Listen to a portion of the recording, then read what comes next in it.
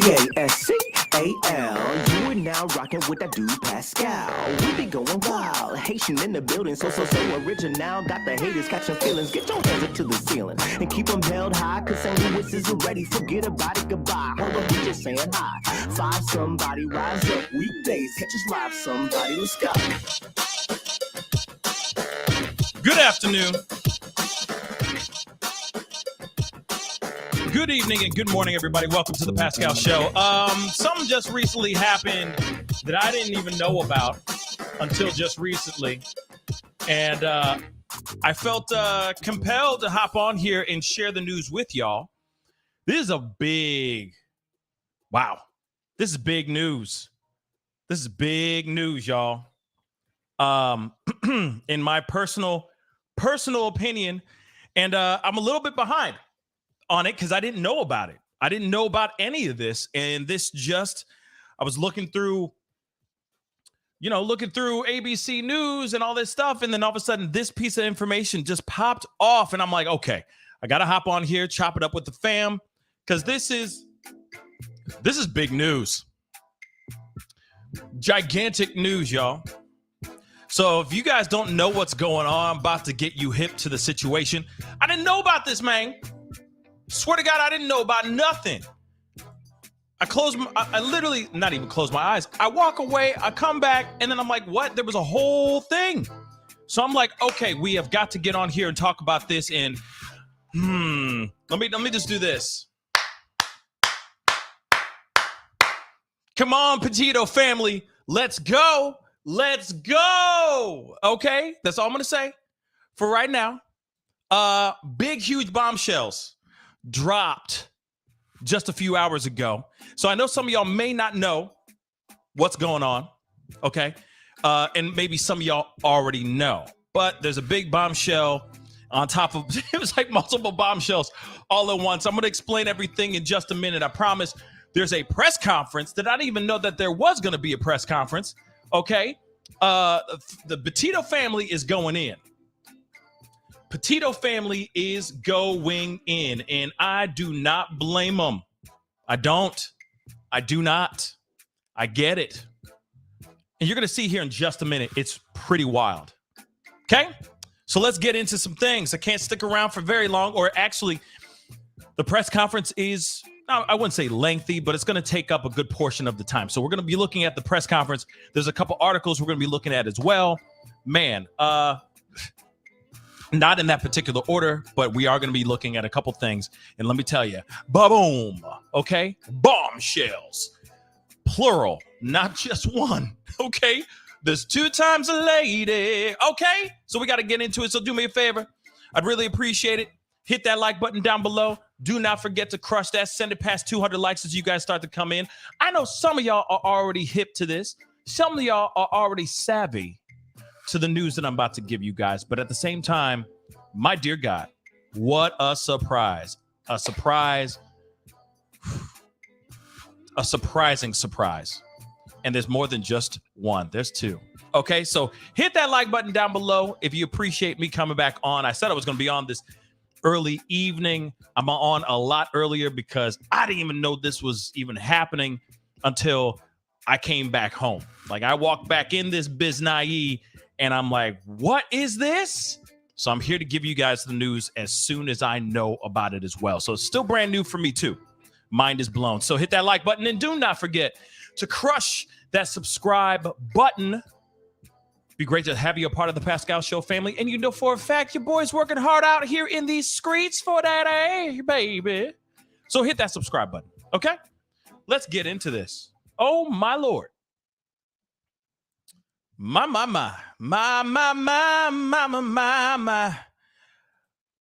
Moab is screwed tonight, okay? So let me explain something, okay? Moab PD is in some serious trouble. They are getting sued for wrongful death, or there's a wrongful unaliving lawsuit to the tune of $50 million. 50 and a whole bunch of zeros and commas after that, going after Moab police because of they could have done better. The family believes that the police that were there during that infamous footage, body cam footage that we've all seen. Anybody who's been watching and seeing this knows about the Moab police body cam footage where Gabby Petito, Brian Laundrie got pulled over in their van. Of course, Gabby Petito was emotionally distressed. Brian Laundrie was trying to be as charming and, he was just smiling and trying to be the nicest guy in the world, giving off a completely different vibe. Well, to skip through all the bullets, because we are going to be listening to a whole bunch of things explaining why this wrongful death lawsuit is being slapped onto Moab police. They let them go. But they also pinned everything on Gabby Petito. And the family does believe that because of their negligence, their lack of training, and some other things, which I'll explain here in a second, they believe that they could have saved this young woman's life if they actually knew the signs and if they were actually trained properly. Right? Well, now we are here at this press conference. The family is very, very upset, understandably, and they want justice. They really, really want justice. And yes, the body cam footage, we've been seeing it. We've seen it so many different times. And it's hard to watch because you see a young woman that clearly is stuck between a rock and a hard place. She's obviously emotionally distressed. And then you see, it's like night and day. You see her in the car, and then you see Brian Laundrie just all smiles and trying to joke around and trying to take the hero route, saying, hey, just let me be locked up, not her, kind of thing. It's very, very sad. Okay. So let's get into some things, shall we? And we got a couple things.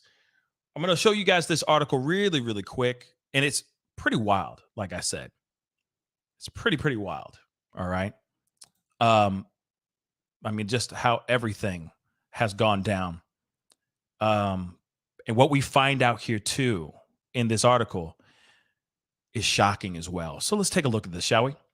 Gabby Petito's family files wrongful unaliving suit or wrongful demise suit against Utah police. This is huge, guys. This is huge. And again, they're suing to the tune of $50 million. Not 1-5, 50. How fitting, 50. Get it? 50, 50 in law enforcement, 50. Never mind, I digress. Let's continue, shall we? So we already know about this infamous video of her in the car. And of course,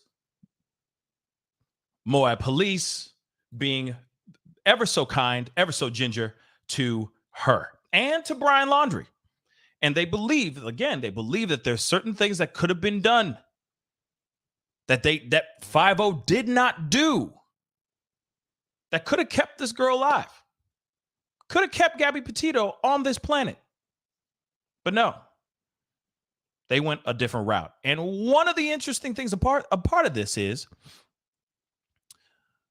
one of the police officers, and we're going to get into that here in just a second, and we're going to be listening to it from the Petito family's lawyers as well. Okay, so Petito's family has filed a wrongful demise, I'm just going to say it, wrongful death lawsuit against the Utah police, claiming they bungled a traffic stop with the travel blogger and her boyfriend, Brian Laundrie, and alleging that one officer involved previously threatened to unalive his mistress with a crowbar. Do I have to repeat it again? You know what? I'm going to do it because it feels so good all the way down to the plums. And I'm going to highlight that ish so you guys can see that in the nosebleed seats. One of the officers that was playing point, that was running point within this whole traffic stop, has been charged and has been known to be a violent mother lover. So I'm going to repeat that one more time for the nosebleed seats because it feels good. And I get why they're doing $50 million in the lawsuit. Let's go.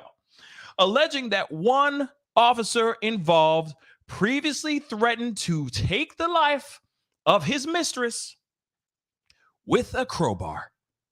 You can't make this up, y'all. You can't. Damn right. Let's go, Petito family. The scathing claims, detailed in a 35-page complaint filed Thursday, alleged that the Moab Police Department's sloppy investigation left Petito, 22, vulnerable in the hands of Laundrie, who allegedly, of course, we already know, est her, I guess for lack of a better word, in her sleep. So Petito and Laundrie, 23, were traveling across country in a van on August 12th, 2021, when officers pulled them over near the national park following an alleged domestic incident earlier that day. Previously released body cam footage of the traffic stop shows one officer concluding that Petito, who was sobbing, was the primary aggressor, while another tells Laundrie that he was the victim of DA. Okay, the controversial encounter took place roughly 2 weeks before Laundrie took the life of Gabby and abandoned her body on a campground in Wyoming. And if you guys don't know about this, then I'd be surprised. I have plenty of videos, plenty of lives, and there are plenty of documentaries that are out here covering this bombshell, jaw-dropping case. And it went on for weeks, y'all. Just don't watch the Lifetime movie. Just don't do it. Just don't do it. Anyway, the lawsuit first obtained by the U.S. Sun includes several claims about Eric Pratt. Now, this name is very important. Eric Pratt, the senior law enforcement officer involved in the traffic stop. Pratt, who was reportedly promoted to detective earlier this year. So this dude got promoted. Yet he already had, man, let me just continue this, man. So he was reportedly promoted to detective earlier this year, was previously police chief in Salina, Utah. During his time as police chief in Salina, Pratt carried on several extramarital affairs in the small town. This is what the lawyer, Petito's lawyer, has been alleging, okay, in this suit. One of the supposed mistresses listed as witness 1 in the complaint claimed that Pratt was a lazy officer who regularly declined to follow through on investigations in order to avoid work. His excuse was often, it's too much paperwork. Now, I want to point that out. This is very important, that phrase, because I could have sworn we've heard that phrase before. Where? During the body cam footage. They talk about it. There's a whole conversation what to do if they're going to take her to lock her up and then take him to a place where he can be safe. He's going to take the van, so on and so forth. And between the cops, I remember this clear as day. Some of the cops are standing around each other. And if I'm correct, Officer Eric Pratt was in that congregation of police officers talking about, what do you want to do, man? Do you want to do this? You want to do that? So on and so forth. Also talking about, man, it's up to you. I mean, it's the paperwork. It's all the paperwork. If you want to do paperwork, that's on you. And they decide not to do that. They decide to do something different because they were trying to avoid paperwork. Interesting, right? Instead of doing their due diligence and taking her and putting him in a place far away from each other, giving them 24 hours, whatever. They didn't do that.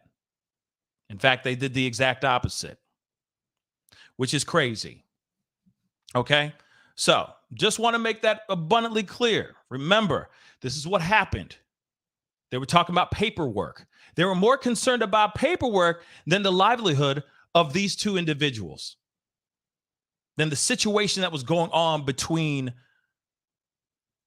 this boyfriend and girlfriend, this DV situation.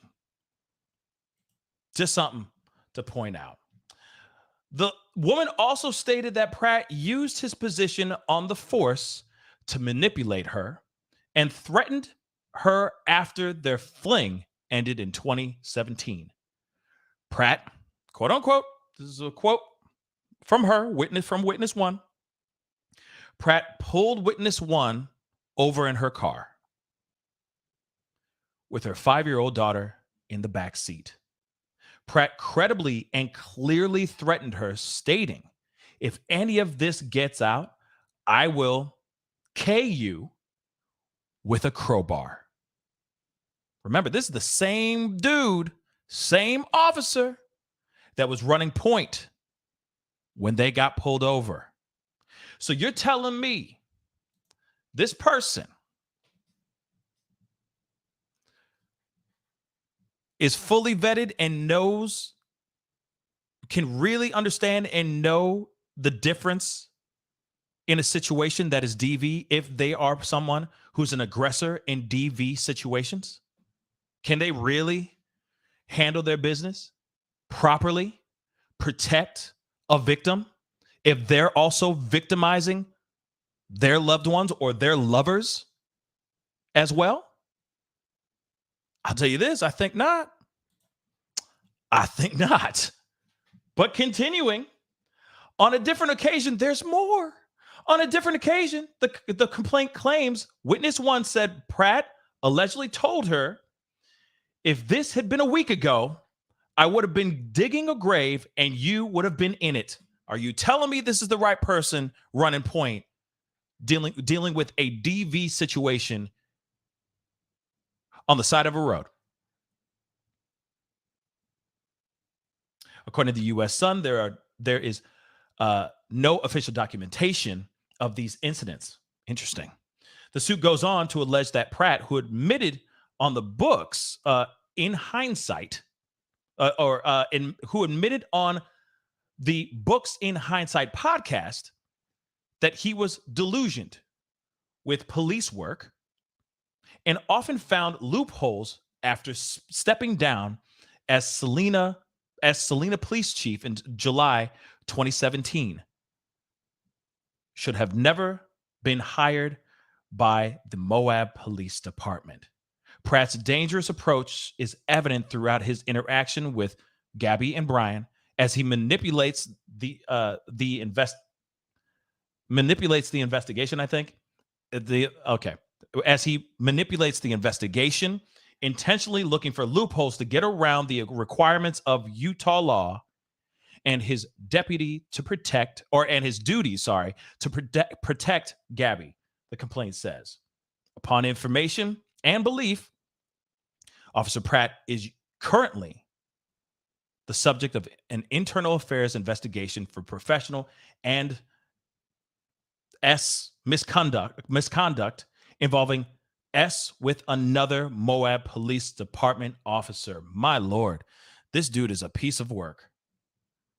Although the Moab Police Department declined to comment on the allegations, the office released a statement denying their officers' complicity in Petito's death.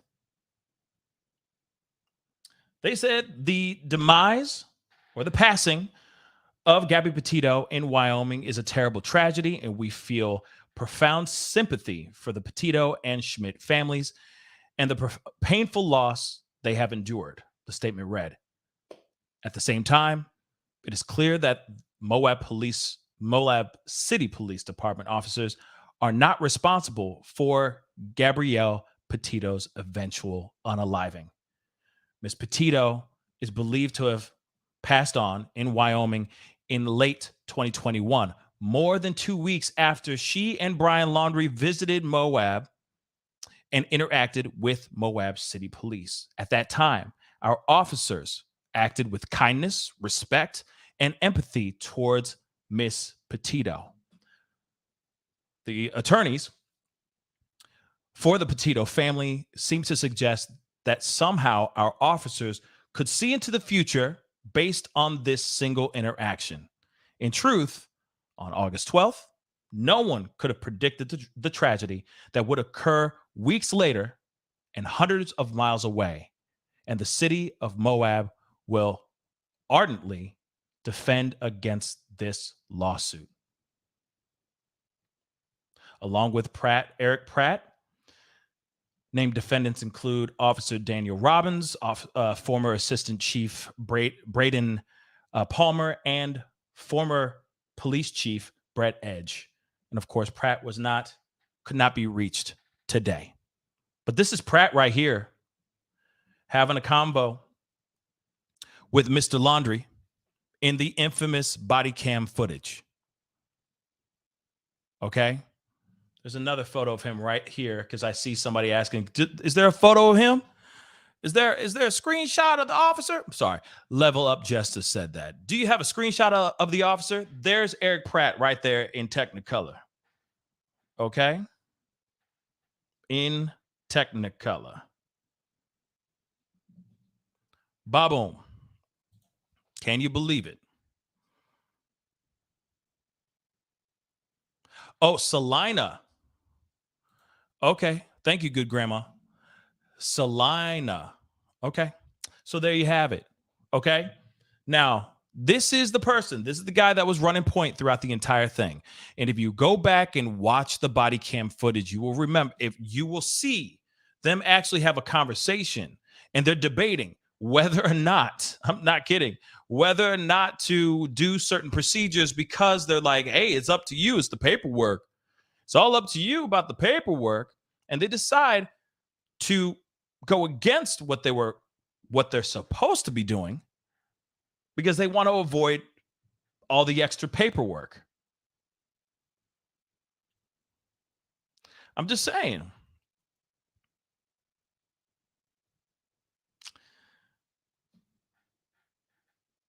Does that sound like law-abiding enforcers of the law? To me, not so much. Not so much. But we're going to take a look at this because we have got to take a look at this press conference. It is definitely something. I don't blame the fam for doing what they are doing.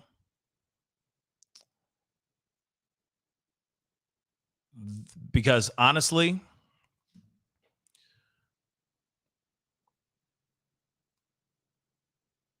I can see why.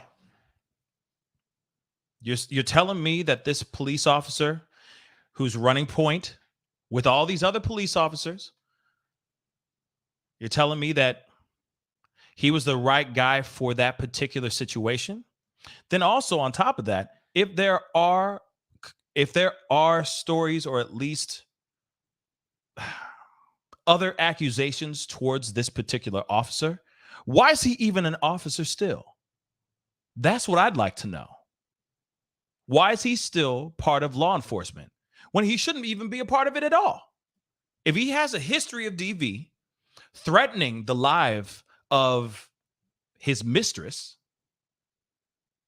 and doing other salacious things with other officers within the department, why is this guy even an officer to begin with?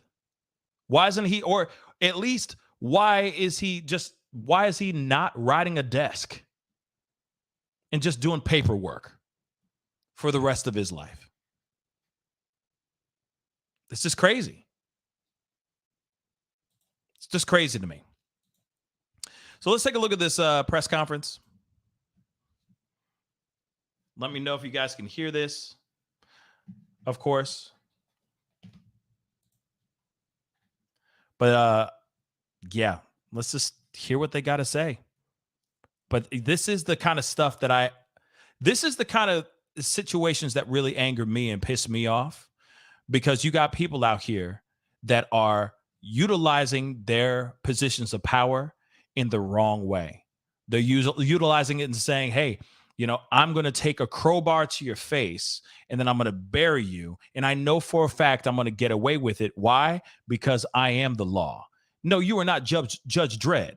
So you are not judge, jury, and executioner. I'm sorry. And why would you sit there and use that kind of force against a civilian abusing your shield, abusing the use of your own power? But again, it's mind-blowing to me. Okay? It's mind-blowing. But let's take a look at this. And the thing is that it's also the system. Let's not forget that. Whatever it is, he may be manipulating it. He may know he's untouchable because of this, that, and the third. But at the same time, if there are complaints within the department and they haven't done a damn thing, if Moab PD hasn't done anything about this, that's on them too. And they need to do whatever they need to do to train and make sure that every single last law enforcement officer that they have out in these streets is properly vetted. But let's play this. Press here today. Thanks for coming. I'm James McConkey. I'm a member of the law firm of Parker and McConkey. And I'd like to make some introductions just to help people know who's here and the attorneys that are representing the Petitos. We're honored to have Gabby's parents here today. Gabby has 4 parents who loved and raised her since she was a little child. Jim and Tara's loss, and I'll introduce them in a moment, is the same, but their names do not appear in the caption of the lawsuit because of the way the law is written in the state of Utah. If you could just raise your hand, maybe Joe, starting down there. This is Joe Petito, and then Tara. And then we have Nicole, Gabby's mother, and then Jim right there. Okay. There are 2 law firms involved, Parker and McConkey. The lawyers who are representing them from that firm are Brad Parker, Brian Stewart, Steve Jensen, and myself. Also the firm of Zimmerman Boer, which is an appellate firm. Parker and McConkey is a litigation firm. And Fred Voros, if you just introduce yourself, is a member of that firm. He was the retired presiding judge of the Utah Court of Appeals. And we also have Dick Baldwin, who's with us. And Dick is well known for his expertise in the complexities of trial strategy and litigation and presenting issues at the appellate level. It's one of Utah's most respected firms who know and understand the appellate process. We will proceed by making a couple of short statements. I'll make a brief statement, and I'll ask Dick Baldwin to talk to you for a moment about the document that was filed this morning at 8 a.m., the complaint, and briefly just talk about the causes of action. And then Brian Stewart will speak for a moment and make a statement and answer questions about the lawsuit in general. And then we'll take 15 or 20 minutes and have the family respond to questions. However, the family will not answer questions involving the facts of the case. That's off limits. But as you know, there's an ongoing FBI investigation, and our own investigation continues. But they're here to talk about Gabby and their loss and the purpose of bringing this lawsuit. This morning at 8 o'clock, a lawsuit was filed, the primary cause of which is a wrongful death action, alleging that if the Moab police had followed the requirements of the Utah law, the Utah statutes on domestic violence, Gabby would still be alive today. The family would like me to emphasize that the purpose of this lawsuit is to honor Gabby's legacy by demanding accountability and working for change in the system to protect victims of domestic abuse and violence and to prevent such tragedies in the future. For that purpose, they've established a foundation which has been very successful. And you can ask them about some of the successes that they have had and the things that they have done to make life safer for those who are involved in intimate partner violence. Intimate partner violence and domestic violence is an insidious problem in our society because the signs and the symptoms to a layperson don't seem threatening, and they're often hidden and they go unrecognized. All these signs and symptoms were present when the police interviewed Gabby and Mr. Laundrie in Moab.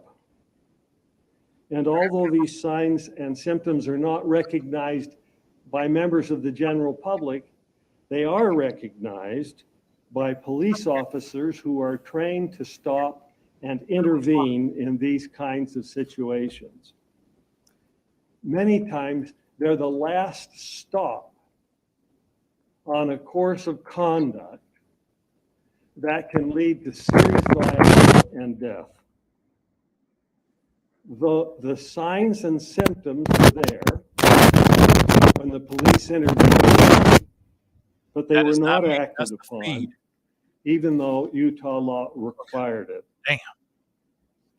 Domestic violence is a poison, a silent killer that could very well affect our own lives and our own loved ones. I'll ask Dick now to speak briefly on the causes of action.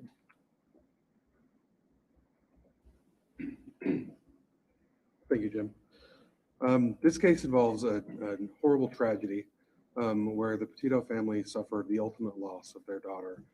And obviously, litigation can't bring Gabby back, but we believe Utah law provides them an avenue for obtaining some form of justice in this case.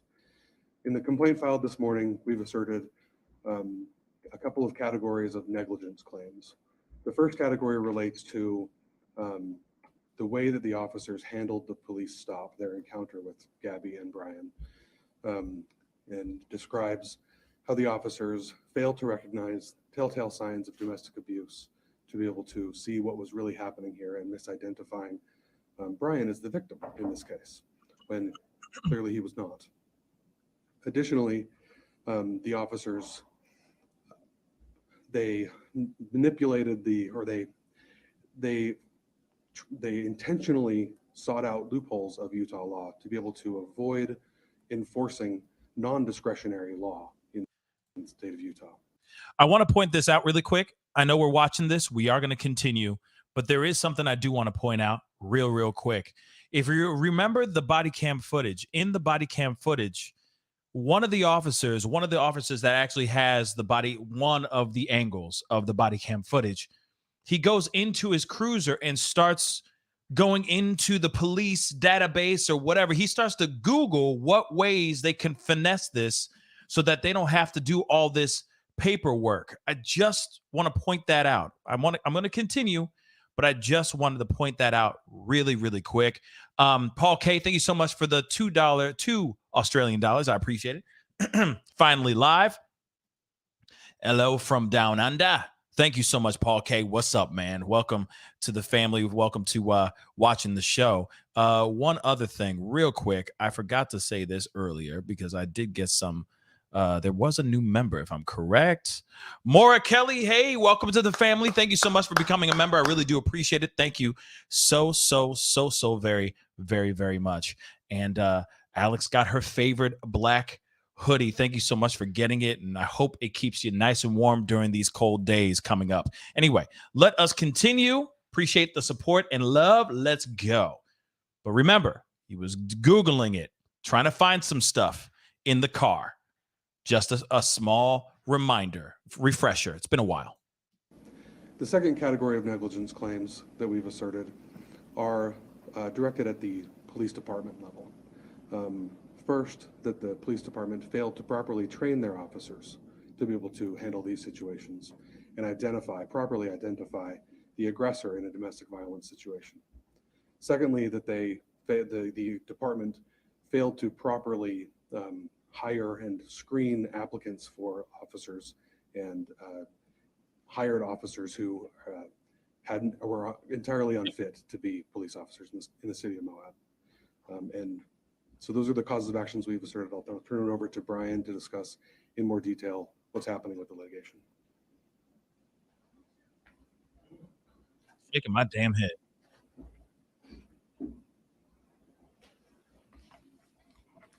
Thank you, Dick, and thank you, Jim. We appreciate you being here today. I'm going to read a brief statement regarding the lawsuit that was filed this morning and some of the information that we've been learning in just recently, and that you've been learning just recently through the lawsuit and through some reports that have already been published. And then I will take any questions that you have and give you the best answers that we can now based on the information that we have. It is an honor to represent Gabby here today, and it has been an honor to represent her parents, Nicole and Jim, Joe and Tara. Their resilience and determination to use their tragedy to effect positive change and save lives has been an inspiration to millions. Gabby's story has already saved many lives by giving victims the courage to report abuse and to leave violent relationships. They did not take this decision to file a lawsuit lightly. Their desire has never been to simply blame police for their loss. They are grateful for the many devoted officers that take an oath to uphold the law, to serve and protect. They relied on these officers to uphold the law, to serve and protect their daughter. However, when it became clear that the officers involved did not fully investigate the threat that Gabby faced and did not follow the law, they knew they owed it to Gabby to demand accountability and change. They will continue to do that difficult work through the Gabby Petito Foundation and through this civil lawsuit. Now, recently, brave witnesses have come forward with other evidence that has come to light that add new dimension and understanding to how the officers performed in their investigation and their treatment of Gabby that day.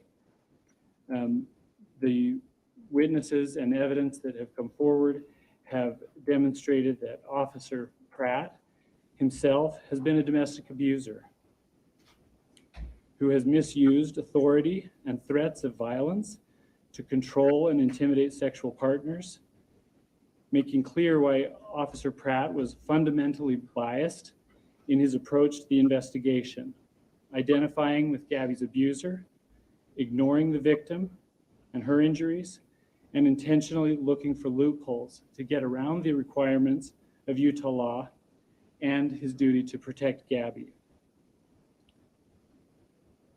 Based on what we have learned from these multiple sources, we believe that the Moab City Police Department knew or should have known that Officer Pratt, who has a history of pervasive professional and sexual misconduct, including sexual harassment and intimate partner violence was unfit and unsafe to be a police officer.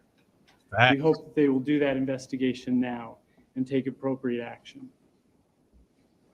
Again, really quick, I'm just going to ask this again.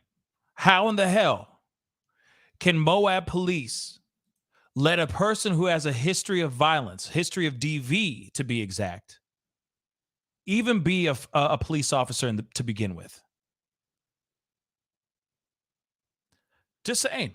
Now, we also remember there was another situation that happened to a married couple, 2 women that went missing in Moab, Utah, around the same time Gabby Petito and Brian Laundrie case was going down. 5-0 did not do anything. Moab police did not do anything, barely anything. If you remember, they didn't do anything. You had a regular person, an innocent civilian, go out on foot and start searching Moab in this particular area. That woman found them in around 5 hours. You see what I'm saying? So something's not right. Something's rotten in Moab. Why would they let somebody who has a history of DV even be a cop to begin with? And we see these stories time and time again, guys. We hear this type of corruption. We hear these stories of bad apples. I'm sorry I said it, but I'm going to say it. We hear this story of bad apples out here in these streets and how, one bad apple can ruin the whole bunch. We're seeing this firsthand right now with our own 2 peepers. Clear as day, where we have one bad apple destroying the whole bunch because of their decisions, their choices, because of his history of DV. It's deeper than just, this is deeper than just them not doing what they had to do during that incident with Gabby Petito and Brian Laundrie. This is much deeper. And if this guy was not running point, was not head officer during this entire thing, if he did not even have his bloody job, maybe there'd be some other cases that would be solved. Not only just Gabby and the Gabby and Brian Laundrie situation.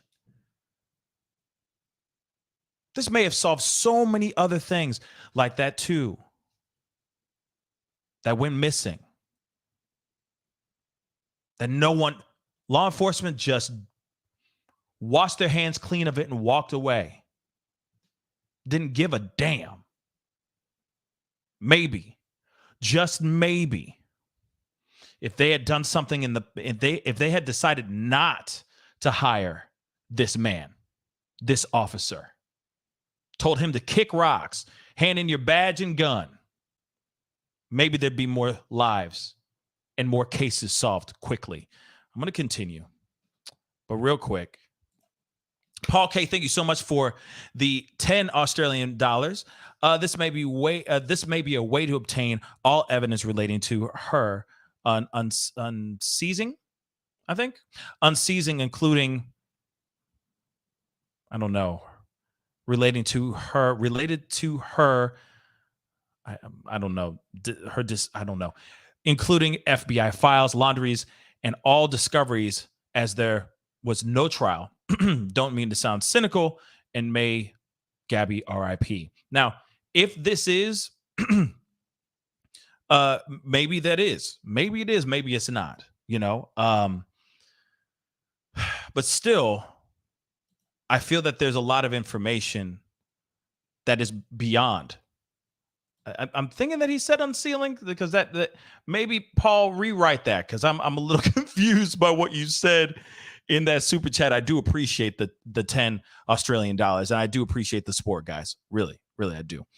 But it is interesting about the approach from Moab police, their lack thereof during that time. But I like I said, this is more a structural thing. There's more going on here than what, and that's what they're trying to say here. That's what this lawyer is saying as well. There's much more going on beneath the surface, multi-layers. Okay? It's like an onion. Let's continue. The legislature foresaw the risk of injury and death that happened in this case. And they wrote the statute in such a way that they gave the responsibility to intervene to police officers, to law enforcement, to enforce the law as written by the legislature. And Officer Pratt understood that. Gabby's death was foreseeable and preventable. In a chilling description of Gabby's life-threatening situation and a stunning self-indictment of his own decision to find a loophole to avoid enforcing the law, Officer Pratt stated at the scene, "You know why the domestic assault code is there. It's there to protect people. The reason they don't give us discretion on these things is because too many times women who are at risk want to go back to their abuser. They just wanted him to stop, and they don't want to be separated. They don't want him to be charged. They don't want him to go to jail. And then they end up getting worse and worse treatment, and they end up getting killed." Nevertheless, Pratt intentionally chose not to follow the statute and even stated, "I don't care if we use the actual letter of the law." We believe that Gabby would be alive today if he had done his job to enforce the law as written and protected Gabby that day. I'll now take a few questions And beyond. and do my best to elucidate any points that are unclear. I want to say this too. Like I said it again, but I said it earlier, but I'll say it again. Like what he's basically saying is that because I feel like it's more than just, it's even every case, every traffic stop that led up to Gabby Petito's traffic stop. What if situations were let go because of this man's bias towards DV, towards his understanding of, he's used to threatening women's lives as well. So he understands the aggressor more than he understands the victim. That could be it too. There's a lot of what ifs here, and I get it that it's a lot of what ifs, and nothing's gonna change to bring Gabby. Nothing's gonna bring Gabby Petito back, but this could remove this person from the streets. This could make or it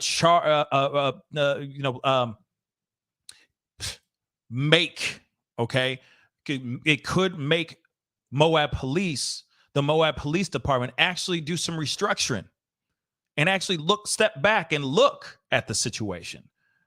All right. Yeah, exactly. He's not responsible for her demise, but accountability is most definitely required. Absolutely. Okay.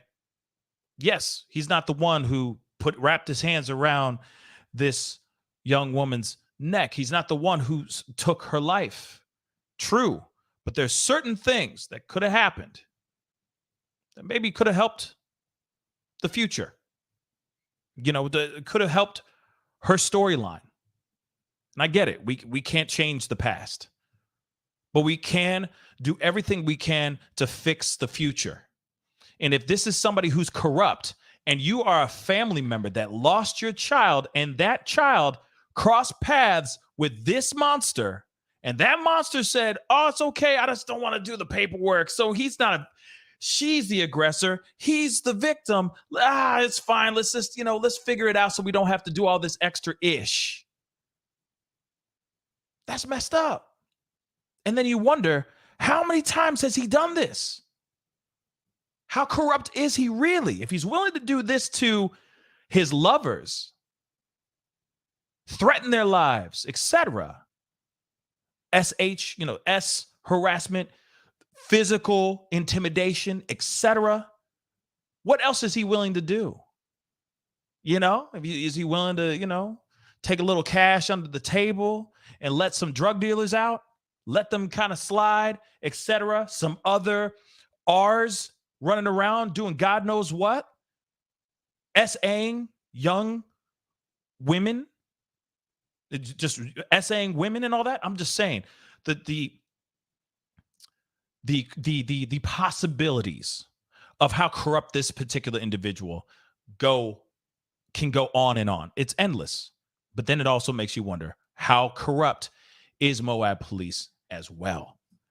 So again, maybe by them doing this, it will shake the very foundation of Moab police and make them restructure and get out, make all the bad apples kick rocks. That's what I'm hoping for. Okay. Oh, and by the way, guys, I am working on doing some new emojis and symbols and stuff for for all the members, so that you guys have some different things on the membership. Anybody out there that knows how to do that, please holla at your boy, because I don't know about that, but I could use some help with that. Okay, I know that's random, but I want the members, all you members that have joined, you guys have been so amazing. I want to give you guys that extra oomph so you guys get a little bit more to your membership. So please, if you know anybody, let me know. Okay. And Nicole B, I am definitely working on coffee mugs. Trust, I am. Like I said, we got some new stuff coming. Okay. New stuff coming. So coffee mugs are coming for show. Let's get going on this. Okay. The Supreme Court has a high threshold for law enforcement lawsuits. Are you laying out the case why you believe that you can overcome that? Because the Supreme Court's been pretty adamant.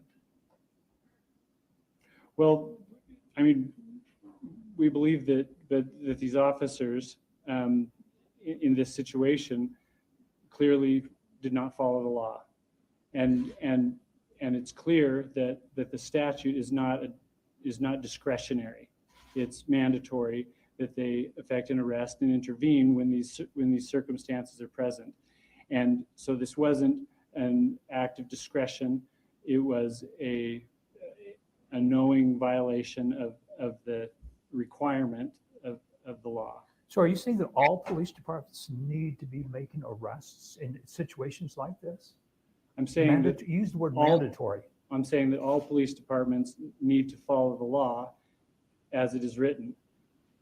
Since government immunity shields people from torts and help, why does statute matter? Can you explain the constitutional arguments on page 4 of the complaint? Right, and I'm going to let Dick answer the questions on the governmental immunity. I think he's the best person to answer those. So without getting too much into the weeds, a unique feature of Utah is that Utah's Constitution, since its founding, has protected the right of action for wrongful death.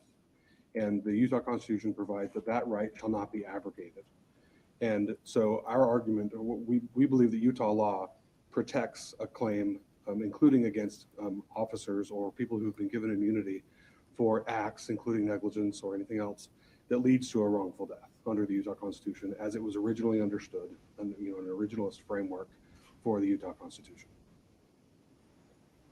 Are there any other questions with respect to the pleadings or the statute? I wanted to ask about what Moab City said in their statement to us this morning, and that is that no one could have predicted the tragedy that befell Gabby. Based on that point, how would you respond to that? I would respond to that saying that the legislature foresaw this situation, and that's why they wrote the law the way that they did. And Officer Pratt also foresaw that outcome. Not that it would happen every time, but that it was a potential outcome when these circumstances were present. And he said in no uncertain terms that this is why they don't have discretion to not arrest. And nevertheless, he chose to try and find a way to not follow the statute that day. Not the And- paperwork. And, so we believe, in response to Moab's statement that that their officers should have followed the law, and that if they had done that, that Gabby would still be alive. Blammo. Okay. I think we'll probably allow some time to ask questions. You're welcome to address your questions to a particular member of the family. They won't answer questions on the facts of this case, the ongoing investigation, but they will respond on how they feel and why they're bringing this lawsuit. So feel free to go ahead. Are they going to approach the mics or are they going to be? Well, I think if you'll ask the question, then I'll have them come up and stand here, recognizing that you need to have their voices loud and clear. Joseph, can you tell us a little bit about the intentions of this lawsuit? I know James talked a little bit about it, but from the family's perspective, could you talk a little bit about that and why you're pursuing this?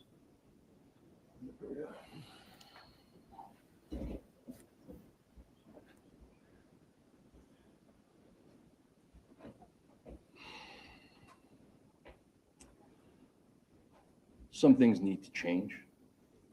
And I guess there's been some things in the past that I have read and changes haven't happened. And those changes need to come, and unfortunately, this is the way that's the best way to have those changes made. And it's that simple. No one here, the four of us don't want to be here. We'd give it up in a second if she was back. Are there any other questions for me? Thank you, everyone. Joe laying it down. Nicole, could we ask you a couple of questions as well, too?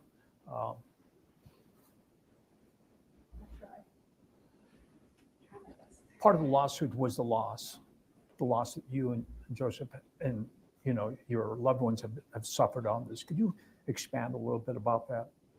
Tell the public what this has done to you and your family. Well, we're pretty broken because of it. We miss her so much, but we saw it as an opportunity to help other families. Again, I would reiterate that we'd have her back in a heartbeat because she's what's important. But we feel we need to bring justice because she could have been protected that day. There are laws put in place to protect victims, and those laws were not followed. And we don't want this to happen to anybody else. And it keeps happening. They know it keeps happening. So we just want to stop it. Notice this picture behind here. Obviously, I'm thinking that maybe perhaps you guys chose this. Can you say why we're seeing this picture? What does it mean to you? Is this one of your favorite photos? I'm so happy.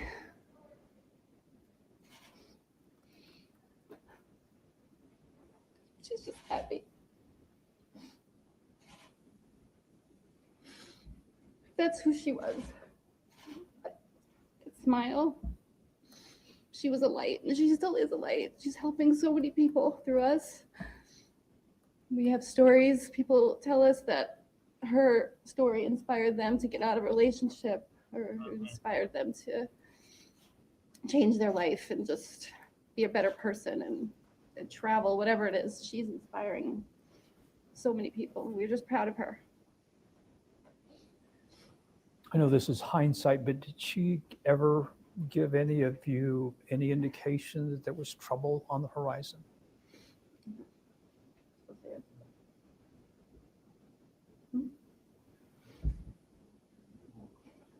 Yeah, we're not really, I've said it before, we didn't know that Brian was who he was. We just didn't know.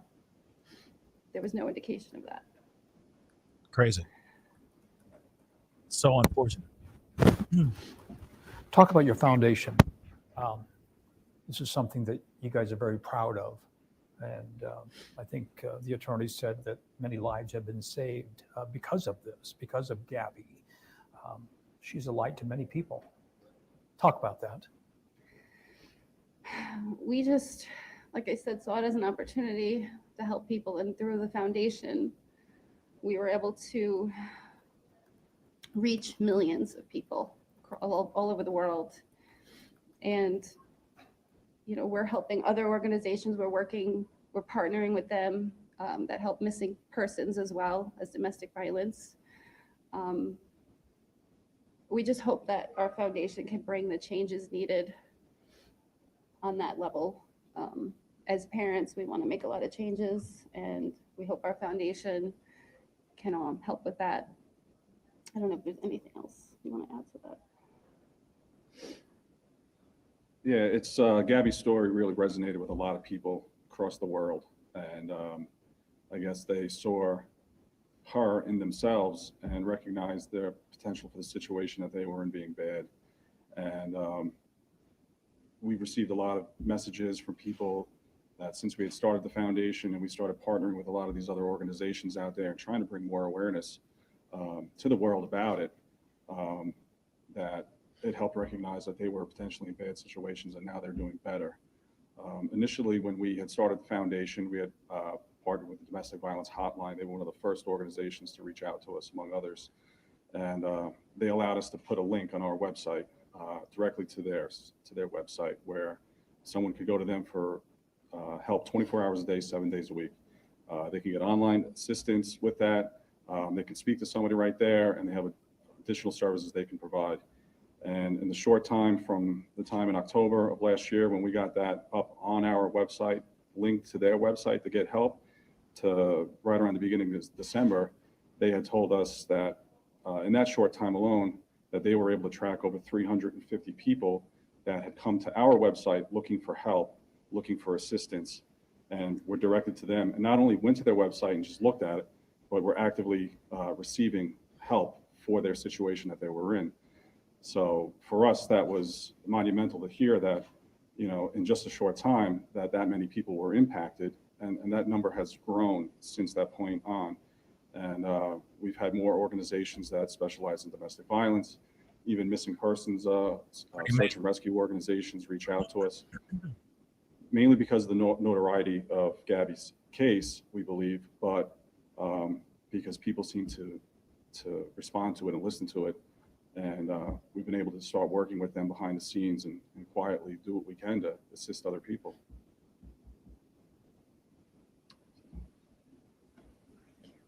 I just want to add something here.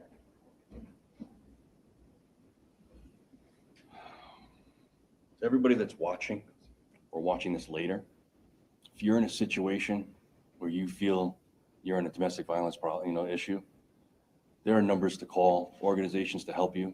Reach out. They will help.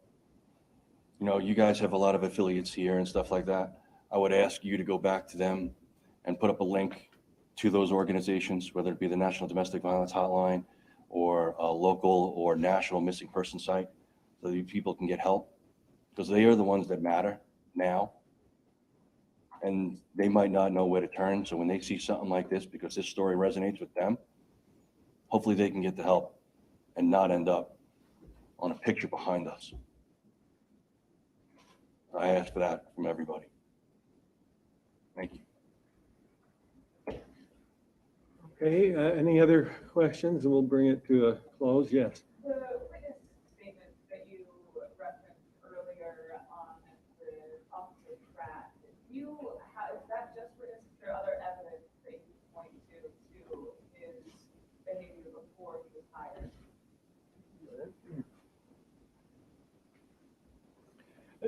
There are multiple witnesses, and they've provided corroborating evidence but that information, but those are not available yet.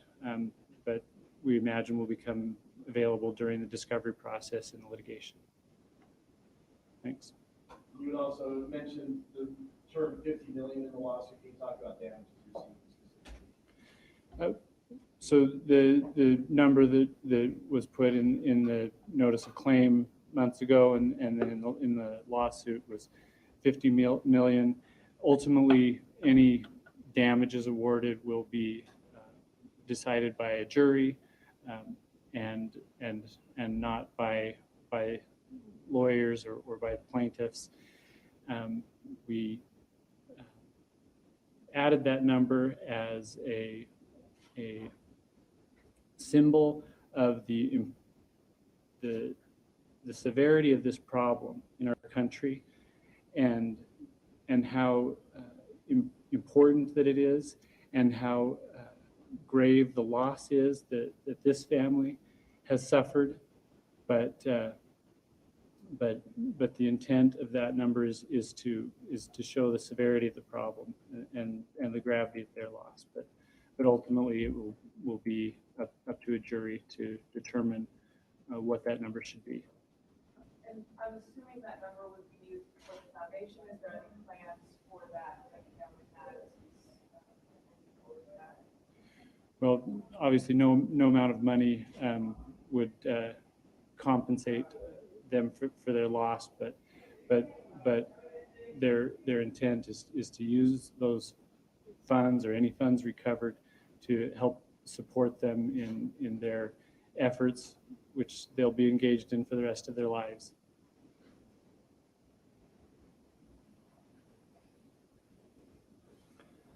Thank you so much. We appreciate you being here. And Yeah, thank you. We'll call it a close, and thanks for coming. I think that's it. This is yeah. Now it's just JB from WFLA doing his thing. So there you have it, guys. I mean, I know that a lot of people have questions. And I know that there's not a lot of people. There's some people that agree with this lawsuit and some people that don't agree with this lawsuit. But unfortunately, we live in a world that sometimes when you don't get the justice that you feel that you rightfully deserve, you have to go after the pockets to make them squirm. Sometimes you just got to go after their pockets. I feel that the reason why, mainly, not only because they want justice and because of negligence on the Moab Police Department's behalf, but I do feel that they're trying to shake the very foundation of Moab, of the Moab police, and making them look back at maybe how corrupt their department really is and telling them to quickly solve their issues before they get more lawsuits like this coming to them. I know that there's some people think, oh, it's not going to bring this girl back, so on and so forth. But hey, there's a lot of things that could have been done way ahead of time before Gabby Petito and Brian Laundrie ever got pulled over. That could have changed the trajectory of this young woman's future. And possibly possibly Brian Laundrie's future too. I'm just saying it. Although obviously we are not fans here of the dirty laundries, but hey, maybe things would have changed. Things would have been different if it wasn't so corrupt. Then you also got to remember the family, the two that were lost, the married couple that were lost. There's so much.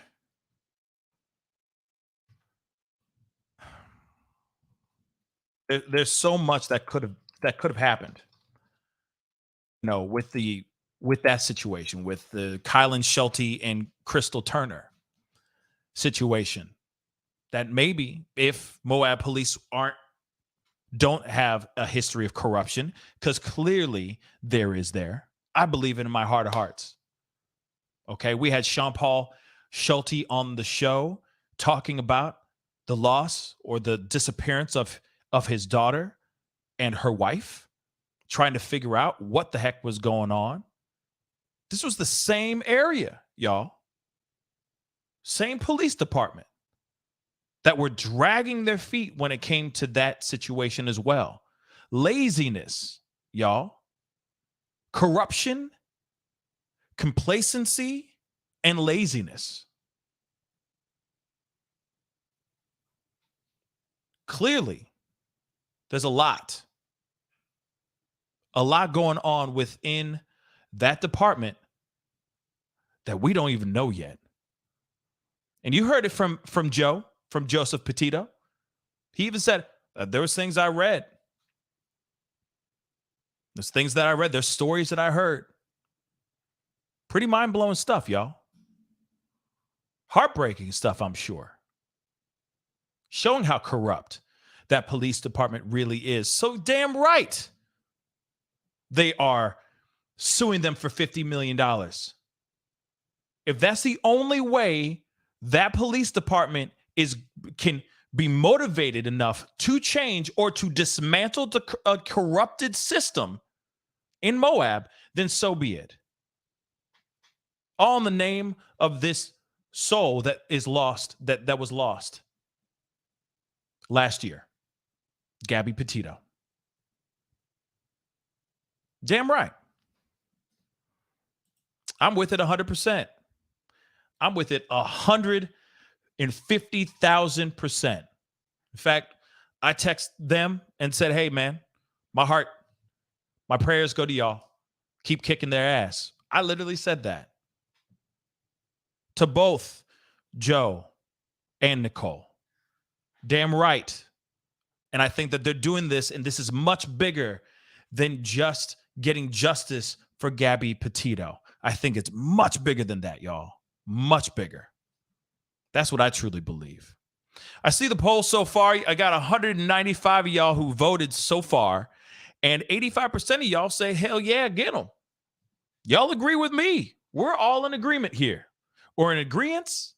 I don't know. I don't use vernacular that much. But real talk. $50 million, and they have proof of corruption. What you gonna do? What you gonna do, Moab? What you gonna do? That's what I'd like to know. This is gonna be very interesting. Now, the other thing, though, too, is I can't wait to see what they got up their sleeve against the Laundries. Because that, to me, is public enemy number one. That should be their biggest focus, is taking that family down. Or at least taking the parents down. Because you know for a fact that those parents knew more than what they're letting off right now.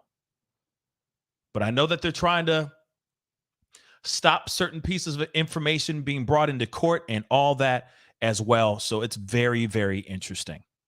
Very interesting. But they're slowly going, and they're just going one after the other. And I'm totally here for it. I don't know about you guys, but I am totally 110% here for it. I will be on the sidelines watching this dumpster fire go inflamed with popcorn, a damn good cocktail, and a bullhorn going, yes, burn! Screaming into that bad boy. So let's go. Okay? Bad girl, I agree. She deserves justice. And I think that it's not only just justice for her, it's justice for every single last person that's ever come across those corrupted cops. That's what I think. Or that one corrupted cop. But I do truly believe that one bad apple spoils a whole bunch. And I'm wondering how much this infection, how far this infection has seeped into that police department. But hey, only time will tell. We're going to have to sit back, relax. Like I said, pop that popcorn and see what comes up next. You know, for a fact, they ain't done yet. The Petito family ain't done yet. And I'm going to be right there next to him watching the whole thing go up in flames. Let's go. Anyway, guys, that is the show, guys. Woo, sorry about that. That is the show. I appreciate all y'all for being here and chopping it up with me. I got a couple other pop-ups and stuff like that that are going to be coming to you tonight or today, so be on the lookout for those. But I just saw this and I was like, yo, we got to talk about this. We can't not talk about this. That's insane, okay? It's insane for us not to talk about that. That is a huge piece of developing news around this particular case. We ain't done with that case until the case is done. Real talk. Okay. Oh, and also before I go, let me kill this music really quick. I mean, I got to, because this is for the Gabby Petito Foundation and all that. So I have to put this up. Please go and check out our pascalmerch.com. We have this right now in t-shirts and hoodies. Break the silence. All right. This is a collaboration with the Gabby Petito Foundation, with the Gabby Petito family. So please, it says, hashtag DV awareness. Spread the word. Please go check it out. A portion of the proceeds is going to the Gabby Petito Foundation. So please go over there. Check out those hoodies and t-shirts. And of course, I got a whole bunch of other stuff on there too. So go and check it out when you get a chance. It'd be greatly appreciated. Anyway, now I can, do my thug thizzle. Actually, real quick before we get going, let me end this poll. All right. So looks like 84% of you out of 216 votes, 84% of you go, hell yeah, get them. So you agree that Moab police got some splaining to do. And I think so too. $50 million. I'm sure they're not going to get the full 50 mil, but I'm sure they're going to settle outside of court if what they are claiming is rock solid, ironclad. But hey, hopefully this makes them restructure, step back, and gut out all the bad apples in that department. And for a fact there's more than just Officer Eric Pratt. That's a bad apple in there. Miss Ace, thank you so much for being a member for the past 2 months. I really do appreciate it. She said in her membership comment, thanks for your efforts, Pascal. I just got my Gabby Petito sweater on Halloween. Gangsta. I'm waiting to pick it up from the post office. Thank you so much. I appreciate that. Thank you so much. And the Gabby Petito Foundation appreciates your support as well. Okay? Like I said, portion of the proceeds is going to the Gabby Petito Foundation. So please go check out those if you can. That would be greatly, greatly appreciated. Anyway, guys, I appreciate all y'all. Okay? I appreciate all y'all for being here. Be sure to hit that like button down below. I'll be back with more stories for you guys in a little bit. Do a pop-up video here in a second. We got some more information popping off. Like I said, the news don't stop, Mom. The news don't stop. So hit that like button down below. Do not forget to hit that subscribe button, and I will see you guys very, very soon. Be good to yourselves. Be good to one another. And I'll be talking to you guys very soon. This is The Pascal Show. Bye.